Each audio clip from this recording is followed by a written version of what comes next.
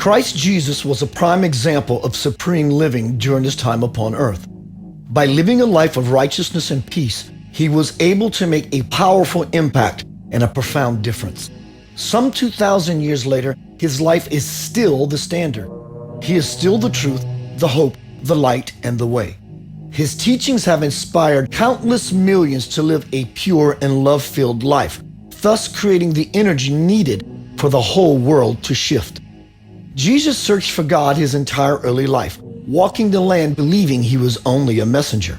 But as an adult, when he visited the Himalayan monasteries, he learned from the masters who lived there to seek God within himself, and he came to the realization that the external world was only a kaleidoscopic picture interpreted by his own mind. His pilgrimage was a great success in that it helped him to realize that he was no longer just a messenger of God, but was now the Son of God. When Jesus stood upon the hill and spoke to the multitude, the young teacher offered great wisdom, but few believed his words. In fact, many shouted, "Are you the Messiah? If you are truly the Messiah, then perform a miracle for us." Because of their doubt and fear, people did not realize that the miracle was already there in the form of Jesus. He was there to inform them about their own freedom, their divine nature, and the fact that, indeed, they were no different from him.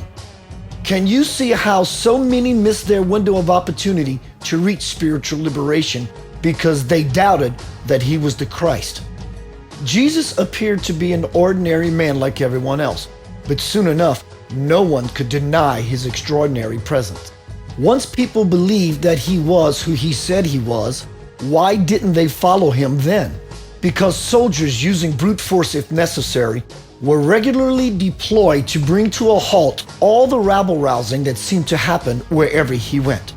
But despite all adversity, Jesus pushed on to the very end. When that day came, Jesus accepted his death freely, thus showing those around him how such an event is not the end of life, but only a transition to another level of being, the infinite and immortal change of the Atma, the Spirit.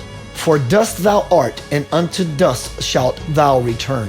Genesis 3:19. In the centuries since Jesus' ascension, most have focused on his death instead of his life and his afterlife.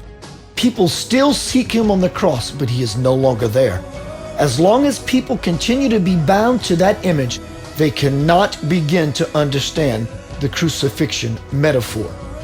If you want to be a true follower of Christ, you must take Jesus down from that old rugged cross and move on with your life. Do you not understand that the Lamb was sacrificed then for your liberation now?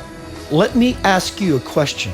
Does the fact that most in his time doubted that he was the Christed one detract from the truth about the one called Jesus?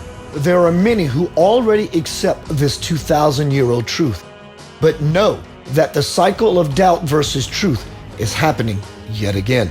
Yes, there are many who have inherited the heirloom of doubt from those who questioned Jesus on the hill.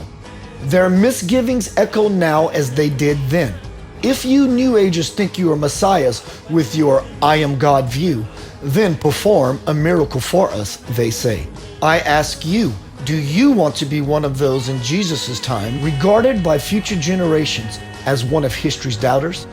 Your answers matter not, for no amount of doubt can take away the validity of the messiahship appearing now to enlighten you about your freedom, power, and oneness with God.